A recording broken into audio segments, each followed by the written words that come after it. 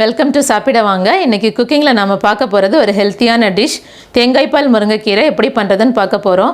முருங்கைக்கீரையில் நிறையவே iron content இருக்குது. அது நம்ம எல்லாருக்குமே ரொம்ப நல்லா தெரியும். தேங்காய்பாலில் சல்ஃபர், காப்பர், மக்னீசியம் இந்த மாதிரி நம்ம உடம்புக்கு தேவையான நிறைய சத்துக்கள் இருக்குது. தேங்காய்பால் ஸ்கின்னுக்கு நல்ல க்ளோ கொடுக்கும், ஹேருக்கு நல்ல ஷைனிங் அண்டு க்ரோத் கொடுக்கும். பிபி இருக்கிறவங்க தேங்காய்பால் ரெகுலராக எடுத்துக்கிட்டால் பிபி லெவல் கண்ட்ரோலில் இருக்கும். மசில்ஸ் பெயின் இருக்கிறவங்க தேங்காய்பால் எடுத்துக்கும் போது மசில்ஸ் நல்லா ஃப்ளெக்சிபிள் ஆகும். அல்சருக்கு தேங்காய்பால் ரொம்ப ரொம்ப நல்லது. நாம் முருங்கைக்கீரையோடு சேர்த்து தேங்காய்பாலும் எடுத்துக்கும் போது ஹெல்த்துக்கு இன்னும் ரொம்பவே நல்லது. வீக்லி 2 or 3 days கண்டிப்பாக நம்ம இந்த மாதிரி எடுத்துக்கிறது நம்ம உடம்புக்கு ரொம்பவே நல்லது. வீடியோ ஸ்கிப் பண்ணாமல் கடைசி வரைக்கும் பாருங்கள். தொடர்ந்து நம்மளோட வீடியோஸ் பார்க்கணுன்னா நம்மளோட சேனல் சப்ஸ்கிரைப் பண்ணுங்கள். அதுக்கு பக்கத்தில் இருக்கிற பெல் ஐக்கான் கிளிக் பண்ணுங்கள். ஃபேஸ்புக்கில் கூட நம்மளோட பேஜ் இருக்குது, அங்கேயும் போய் பாருங்கள், லைக் பண்ணுங்கள், உங்கள் ஃப்ரெண்ட்ஸ்க்கு ஷேர் பண்ணுங்கள்.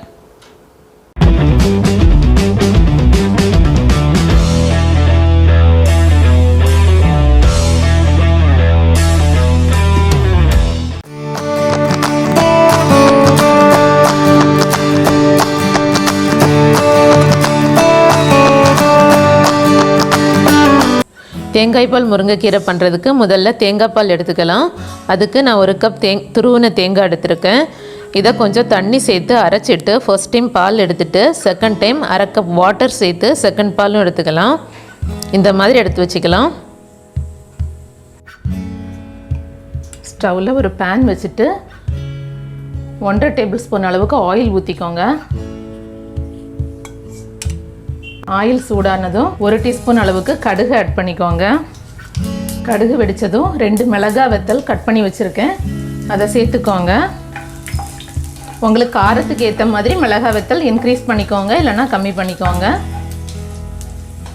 அது கூடவே ஒரு 10 to 15 சின்ன வெங்காயம் பொடியாக கட் பண்ணி வச்சுருக்கேன், அதையும் சேர்த்து நல்லா வதக்கி விட்டுக்கலாம்.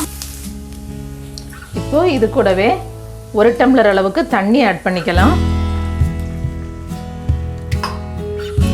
தண்ணி நல்லா கொதிக்கட்டும். தண்ணி கொதிக்க ஆரம்பிச்சிருச்சு. இப்போ இது கூடவே 1 கைப்பிடி அளவுக்கு முருங்கலை எடுத்திருக்கேன். உங்களுக்கு முருங்கலை ஜாஸ்தி வேணுன்னா கூட நீங்கள் போட்டுக்கலாம். மஞ்சள் பொடி போட்டு கழுவி எடுத்திருக்கேன். இதை நல்லா இதில் மிக்ஸ் பண்ணி விட்டு வேக விட்டுடலாம். கீரையை எப்போவுமே மூடி வச்சு வேக வைக்கக்கூடாது, ஓப்பனாகவே வச்சு வேக விடுங்க.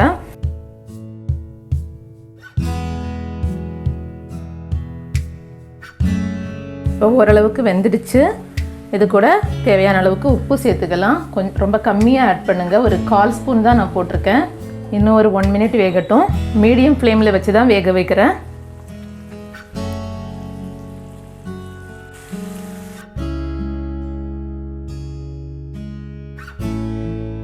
நல்லா வெந்துருச்சு. இப்போ இது கூடவே நாம் எடுத்து வச்சுருக்கிற தேங்காய் பால் ஆட் பண்ணிக்கலாம். தேங்காய் பால் ஆட் பண்ணிவிட்டு நல்லா மிக்ஸ் பண்ணி விட்டுக்கலாம். மீடியம் ஃப்ளேமில் வச்சு லைட்டாக ஒரு கொதி வந்தால் போதும், நிறைய நேரம் கொதிக்க விட வேண்டாம். ஒரு கொதி வந்ததும் நம்ம ஆஃப் பண்ணிடலாம். கொதிக்க ஆரம்பிச்சிருச்சு, ஸ்டவ் ஆஃப் பண்ணிடலாம். அவ்வளோதான். நல்லா மிக்ஸ் பண்ணி விட்டுருங்க.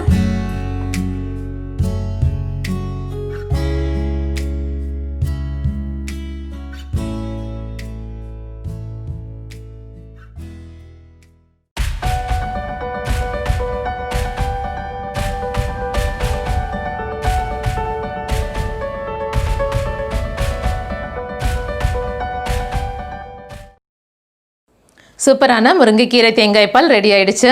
இந்த டிஷ் நீங்களும் ட்ரை பண்ணுங்கள். எப்படி இருக்குன்னு கமெண்டில் சொல்லுங்கள். இந்த டிஷ் பிடிச்சிருந்தால் லைக் பண்ணுங்கள், உங்கள் ஃப்ரெண்ட்ஸ்க்கு ஷேர் பண்ணுங்கள். டேஸ்டியாக சாப்பிடுங்க, ஹெல்த்தியாக இருங்க. Thank you so much.